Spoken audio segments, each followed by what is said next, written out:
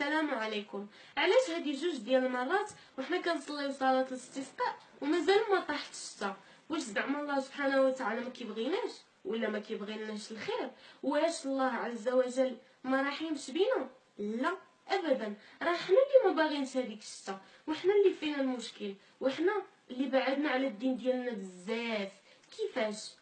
حنا ما طاحتش عندنا الشتا حيت عندنا الظلم والحقره في بلادنا، وحيت عندنا اكل اموال الشعب بالباطل، حيت عندنا فوارق طبقيه صارخه، وحيت عندنا التكبر والرياء، وحيت عندنا قطع صلة الرحم، وحيت عندنا الغش والكذوب والنفاق واكل حق الفقير، يعني الزكاه ما بقيناش كنخرجوها حيت ولينا كنعتمدوا غير على المظاهر، وحيت عندنا التبرج الفاضح، حيت عندنا مهرجانات ديال الغنى والشطيح كتخسر فيها الملايين وبلا فايده، وكناخذوا فيها غير الذنوب، وفي المقابل عندنا سبيطارات لم تعد تصلح للعلاج. واش انت سيدي واكل الناس رزقهم وهاضم ليهم حقوقهم وغادي تصلي لصلاه الاستسقاء وكتطلب الشتا وحتى ترد لك وليدي حق حقه؟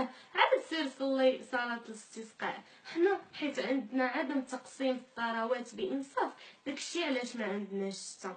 اجيو نتوبوا لله جميعا توبه نصوحه، راه لا يغير الله ما بقوم حتى يغيروا ما بانفسهم. فاش نتغيروا حنا للافضل ونقرروا في الداخل ديالنا اننا نغيروا السلوكات ديالنا، ديك الساعات غطيح الشتا بلا ما نحتاجو حتى صلاه الاستسقاء. وكاع الا مشيتو صليتوها كنظن غادي ديو معاكم المضوله، حيت الشتا غادي طيح وانتم راجعين لدياركم.